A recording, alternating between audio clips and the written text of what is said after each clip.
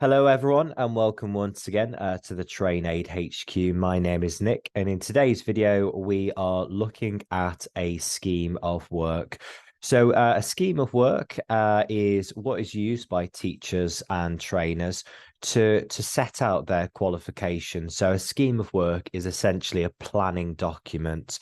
It is usually presented in a table or an Excel spreadsheet, and I am going to show you an example of a scheme of work from one of our courses, and it's going to give you an idea of how to plan your very own course or qualification and how it's broken down as well. So that's the purpose of the video, to explain what is a scheme of work, what it should contain, and how it should be set out. Obviously, if you're new here to TrainAid, please do like the video, subscribe to the channel to receive the latest news and alerts from the team. Okay, so let's get straight into the video then. So here we have a scheme of work. This is one that I have made earlier, and I'm just going to talk you through the initial details. So when you're creating your very own scheme of work, okay, if you're teaching perhaps a new course, you could reach out perhaps to the course awarding body to see if you have got a template or a pre-made scheme of work. So always ask the question first to perhaps the awarding body or even fellow colleagues if they've got a scheme of work to hand. That is what you can use. So you don't have to create your very own if they're one which does exist. Okay, so just with my scheme of work, we have obviously the name of the teacher, which is myself, Nick Chadwick. We have the course dates. We have the course location. So our course is being delivered in Islington in North London. Details of the awarding body, which is Highfield Qualifications. The title of the course, which is a Level 4 Certificate in Education and Training. That's one of our teaching courses for anyone who wants to become a teacher. The guided learning hours. Okay, we have 140 guided learning hours there. The total lessons, okay, within the scheme of work. So I've got 7. The duration of the lesson as well. So each lesson will be 8 hours, and also the course aim and the objectives as well. So the overview, the course aim is for anyone obviously attending the course to achieve the Level 4 certificate in education and training, otherwise known as the Level 4 CET. So this is for anyone who wants to become a teacher or a trainer. We also have the course objectives as well. That's very important. So the objectives are the steps every learner should undertake in order to achieve the full aim of the qualification. So as we can see here, some of my course objectives are to investigate the key legislations, regulations, and codes of practice within education and training, to investigate how to create lesson plans, schemes of work, and how to maintain assessment records. And finally, all learners will develop a range of teaching and learning approaches. So those are the objectives that all learners will encounter during the course. Okay, so let's get on to the scheme of work. Let's just have a look at how you could set out your scheme of work. So here we do have an example, okay, and as you can see, we have an initial row. Okay, so we have the date and teaching week. We have the session title and learning outcomes. We have the activities and required resources, the assessment methods that are going to be used within the lesson, inclusive learning activities, so how to include all of your learners, how to make your classroom inclusive. We'll come on to that shortly. Functional skills, so how are we as teachers, how are we as trainers developing learners ICT, or otherwise known as digital skills, numeracy, English, so speaking and listening, and also how to promote equality and diversity as well. Okay, we've also got remarks or reminders, and also we have got a section where it says to link to the awarding body course specification. So here we have obviously my course specification. So I'm creating my scheme of work based on the awarding body specification That's important because you have to make sure that all of your lessons are relevant to the course criteria, the course specification. So you don't want to be teaching something which is not relevant to your learners. Okay, so this is week 1 of 7. So I'm going to talk you through obviously each of the weeks. You might have a shorter scheme of work. You might have a longer scheme of work. Okay, it depends on your subject specialism. So obviously we have the teaching date and we have the time as well. The session title. So the first unit of my course is Understanding Roles, Responsibilities and Relationships in Education and Training. So perhaps within the first column of your scheme of work, you could have the session title and learning outcomes as well. So bearing in mind this course, I am teaching people how to become teachers. So at the end of the qualification, they will become a qualified teacher within the post-14 teaching sector.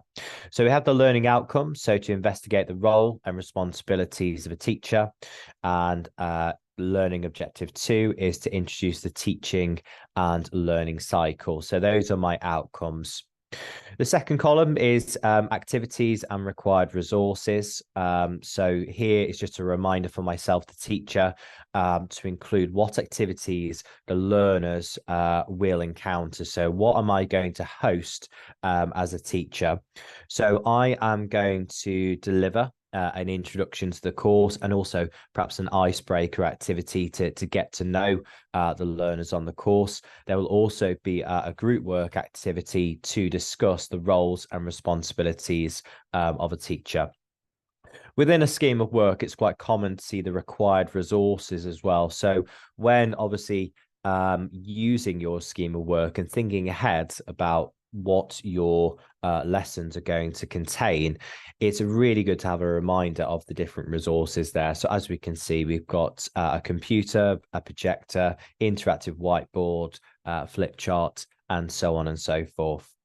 The next column you could have within your own scheme of work is assessment method. So it's absolutely imperative within your lessons that you are testing your learners' knowledge. So we want to make sure that your learners are on track. So having open and perhaps nominated questions, debates, discussions with learners, this is going to really test your learners as well. So within my example, I'm going to do a Q&A with learners to discuss the role, the different roles of a teacher, and also learners are going to present a teaching assessment method to the group. There are other columns as well, which you can take forward. So we also have obviously inclusive learning activities, so inclusive practice. This can also include stretch and challenge opportunities as well. So within my example here, I've got a couple of logos as well, which I think are quite neat. And you can of course have pictures, you could have logos as reminders within your scheme of work as well. So equality is obviously ensuring that everyone has the same opportunities to achieve the qualification. So how do you ensure that your learners feel that they are valued, that they are equal? And diversity, well, that's recognizing that everyone is different. Okay, everyone is unique, and therefore we can celebrate diversity within many different ways as well. So with regards to my first lesson, all learners are provided with the same course textbook. They're provided with course joining instructions. Got a textbook here that I'm going to give out to everyone. Everyone is given obviously a classroom contract and so forth. And also there is the concept of stretch and challenge opportunities as well. So this is really stretching your learner. So some learners within the group will want to go that step further. So having a plan up your sleeve as a teacher to have these extension activities is going to really benefit your learners as well.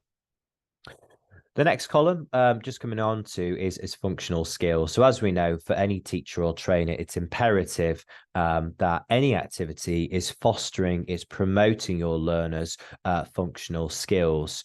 So for example, for numeracy, so as a teacher, I can provide coursework deadlines to learners so they can obviously figure out, what time they need to perhaps spend on their assignment and organize their time wisely. They could also look at perhaps grading criteria for the qualification, and also literacy as well. So learners will complete a poster task on legislations within this first initial lesson as well. The next column is remarks. So these are reminders for the teachers. So remarks or teacher reminders. So here we have an example. So I need to remind myself as a teacher to provide the details of all course deadlines and provide learners with a reading list so they can complete some reading tasks in their own time. And also to provide learners with a classroom contract. So I need to make sure that everyone signs our agreed contract as well. And of course, to ask learners to send a first draft of Unit 1 before we progress on to Unit 2, which is the following week. I'll come on to that. This final column is obviously the links to the awarding body criteria. So obviously this is an accredited qualification through Highfield Qualifications. So they are the awarding body. We're the training provider, and we are, of course, linking what we are teaching to each unit. Okay, so it's relevant. So I've obviously got the unit number and assessment criteria there. So it will be different for your own course or qualification as well if you're teaching an accredited course. But obviously, this is just a suggestion of how to set out your own scheme of work. You might decide to replace some of the different columns as well. Okay, so obviously for my course, I've got 7 lessons. So that was obviously week 1, and we're just on to weeks 2 and week 3. So what I've done here is I've obviously put the title there so I can obviously see my different headings, but I've also got day 2 and day 3 there as well. So just to sort of give you an idea of obviously unit 2. So we're moving away from the roles and responsibilities of the teacher, and we're moving on to unit 2, which is planning. So with my class of teachers, I'm teaching them how to plan their lessons as well. So unit 2 is all about planning to meet the needs of learners in education and training. So once again, I've got my course objectives here. So we're going to investigate initial and diagnostic assessments. We are also going to be looking at how to plan your lessons to meet the needs of students as well.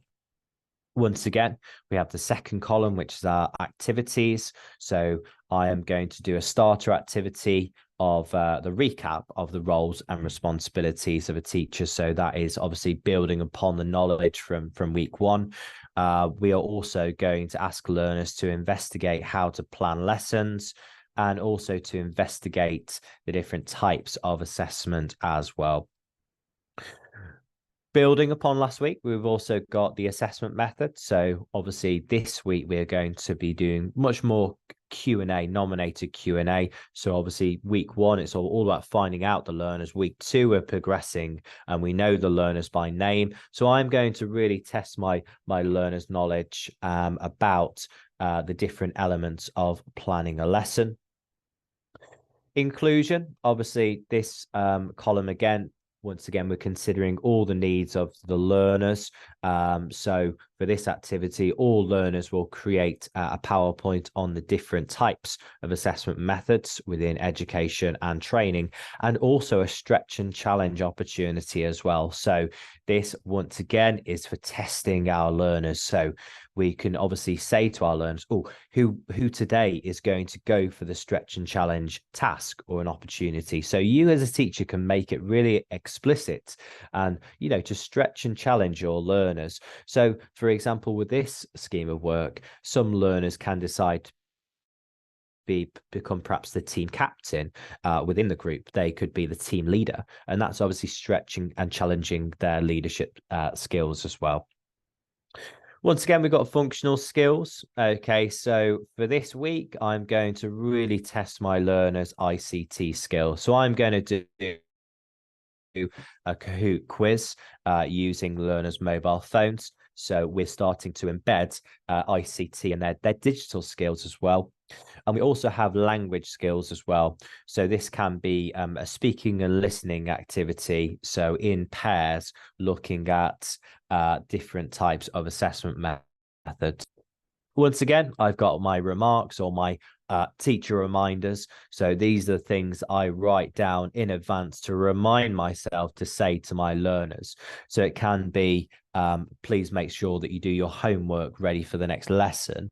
It can be, please watch this video on YouTube because we'll have a quiz on that video for next week as well. And once again, we're staying consistent with week one, and we also have the the links to the awarding body there and the course specification. Okay, so it's all linked pretty well. Okay, so I'll just show you the remaining weeks. Obviously, my course is only 7 lessons, but you might have much more lessons. You might have a shorter scheme of work or a longer scheme of work. All right, so I'm keeping the headings here, keeping it all consistent. So week 3 is all about delivery in education and training. So we're moving away from the planning side into the delivery stage as well. So for this week, we're looking at different teaching and learning approaches. Okay, so I'm going to ask learners to investigate the different types of approaches used within teaching and training. And we're also going to get learners to reflect on their teaching delivery style as well. Again, we have activities and required resources. So we'll start off with a Socrative quiz on assessment methods. So Socrative is a really good website. You can use Socrative to make interactive quizzes within your very own lessons as well. So have a look on the Socrative website. But we're also going to have an activity, a video discussion on the different teaching and learning approaches. Once again, I've got my list of resources for the lesson as well. And the assessment method, as you can see, learners will watch a video on the different teaching and learning approaches there. Just ploughing on with the scheme of work, we've also got, as we know, inclusive learning activities, including stretch and challenge. So all learners will select one teaching and learning approach, and they'll investigate that. So they are going to investigate one activity there, and they can obviously choose an approach of their choice. With regards to functional skills as well, we are embedding that within our activity. So learners will discuss employability skills of a teacher, and that's going to be very, very important because they're thinking of their future careers as well. So once again, literacy, language, numeracy, all of that will come into that activity. So they're fostering their functional skills. Once again, with the remarks column, these are the reminders to provide a deadline for unit 3. Okay. And also for myself to send a reading list and the lesson slide, the resources for unit 3 as well. And also, once again, we're linking the lesson to the awarding criteria as well. So linking it to the specification. Okay, so always make sure that your lessons are relevant. They're not going off on a tangent. Otherwise, you might not have enough time to deliver your course if you're showing perhaps too many videos. If you're becoming off task as a teacher. So the great thing about scheme of work is it allows for you to keep on track. So your course will have a beginning, a middle, and an end as well. Okay, so week 4 of 7. Okay, we're moving on to assessment. So we're moving on to assessing learners in education and training. So we're going to learn all about the different types of assessing. So as we can see, we have the date. We also have the day. We also have the time as well. So my lesson is an entire day. It's from 9 to 5. Yours might be a lot shorter. Okay, so always make sure that you have the date of the lesson included. Excuse me. So we have obviously the session title and the learning outcomes here. So we are going to investigate the different types of assessment method within teaching and training. For the activities, we are going to look at the purposes of assessment in education and training. So once again, we'll have a video activity that I'll show the class. In regards to the actual assessment, this will include learners actually picking an assessment method and promoting that to the group. There is a stretch and challenge opportunity, as learners can, if they wanted to, they could select a second assessment method and present that to the group as well. So when creating your own scheme of work, you could have your own stretch and challenge logo. You could have something highlighted to show that this is a stretch and challenge opportunity. Functional skills, well, learners will complete a multiple choice test on assessment method. So we're learning all about different types of assessment method as well. Remarks, once again, the teacher to remind the class about upcoming homework deadlines and also ILP sessions as well. So ILP sessions are independent learning plans. So I will have one-to-one catch up sessions with learners to make sure that they're progressing well with their homework, and if there are any concerns with their course progress, then that can be communicated there as well. I've also got an independent learning logo, so that's my logo to show that learners have got some independent learning. They've got some homework to do in their very own time as well. And just on the right hand side, once again, as we know, there's a link to the criteria. So our lesson is relevant. It's mapped to the guided learning hours and the course outcomes as well. So it's all very official. Okay, just a couple more rows as well. I hope this video has been useful, by the way, and obviously any videos that you would like to share with us, or videos that you would like to see, please let us know, and we could obviously share our knowledge of teaching and training as well. So obviously this is an example scheme of work. Yours might look very different as well. Day 5, well, this is moving away from assessment methods, and we're looking at the different types of resources used within teaching and training. So we are going to be using resources for education and training. So the objectives are to be able to use resources in the delivery of inclusive teaching and learning, and also to be able to implement the minimum core when using resources in the delivery of inclusive teaching and learning. So those aims, those objectives have been taken from the awarding body for the course as well. We have the activities here. So all learners will showcase a teaching resource of their choice to the rest of the class. As a teacher, I will demonstrate a resource first, and then I'll ask all of my learners to demonstrate a teaching resource so they can share good practice here as well. So we have the assessment method. So all learners will demonstrate one resource to the group. We also have inclusive learning. So all learners will obviously select a teaching resource of their choice. So they will have a choice. They'll have the equal amount of time to showcase their resource to the group as well.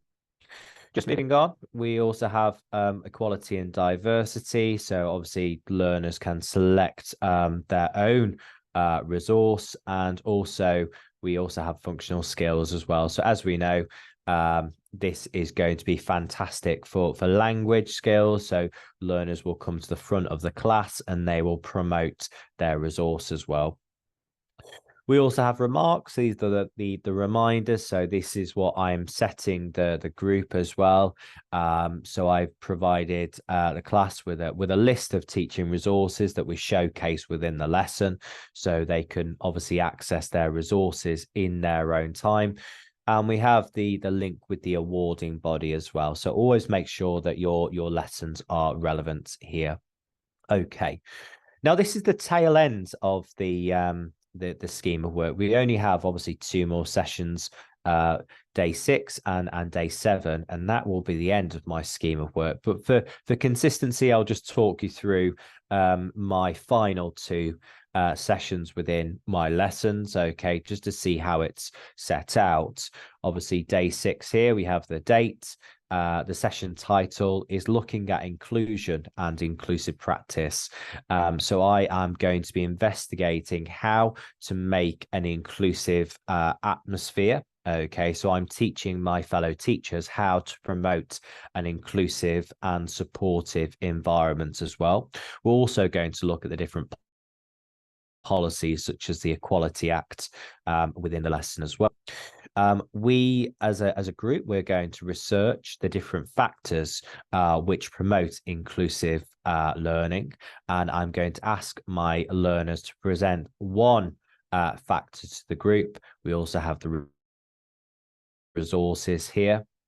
Assessment methods, we are going to be looking at the VARK quiz, so I'm going to get my learners to reflect on their learning style, and I will also ask learners to share their bespoke learning style to the group. So we're going to acknowledge that everyone learns in a different way, okay, and we're also going to promote our English skills, our language skills, by discussing their findings as well. So remarks and reminders. So we are going to provide details of the upcoming workshop. That's in our final week, week 7. And once again, we have the awarding body criteria as well. So the unit details that Unit 5 is all about, and the assessment criteria that we are meeting as well. So obviously just to put this into context, so each week all of our learners are given a homework. They have to complete the assignments ready for the next lesson. So there are 6 assignments to complete. So day 7 is our final week. So we have got the date and time as well. And we also have the activity. So this is going to be a classroom workshop day where myself as a teacher, I am going to conduct an ILP with each learner to discuss course deadlines and complete any outstanding coursework within this workshop day. So I will meet with the learners one-to-one, and during the workshop day, all learners will complete any outstanding written work and any outstanding teaching evidence as well. Okay, we also have the resources there, the assessment method. So this is going to be a workshop environment. Inclusive learning, well, everyone will have an ILP. That's a meeting with myself to discuss their course progress and also to talk about their next steps as well. So course progression, perhaps where they would like to go in terms of the next course, perhaps a level 5 diploma in education and training, for example. Functional skills. So obviously we have that learners will discuss their course progress with the teacher, myself, and also we will share with learners some course hand-in dates as well for their portfolios as well.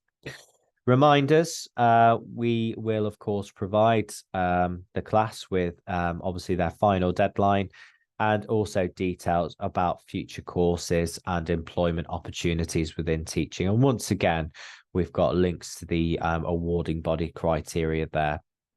Now that is the end of my scheme of work. So this is 4 pages long.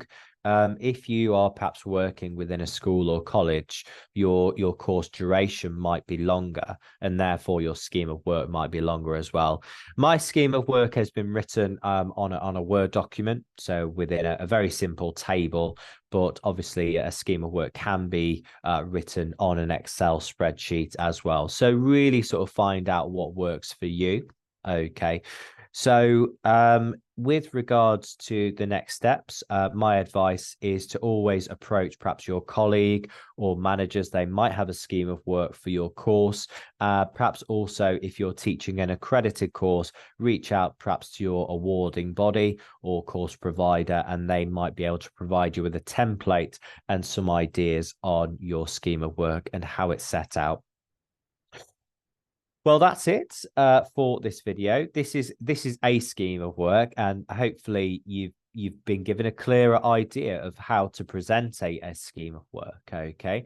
If you do have any questions, please put your comments in the comments box below, any ideas for obviously future videos, please do let us know. And if you do have any questions regarding our teaching, assessing, IQA, first aid courses, please do get in contact with us. Just drop us an email, or please do visit the course page, or please arrange a meeting with us to discuss your course prospects further.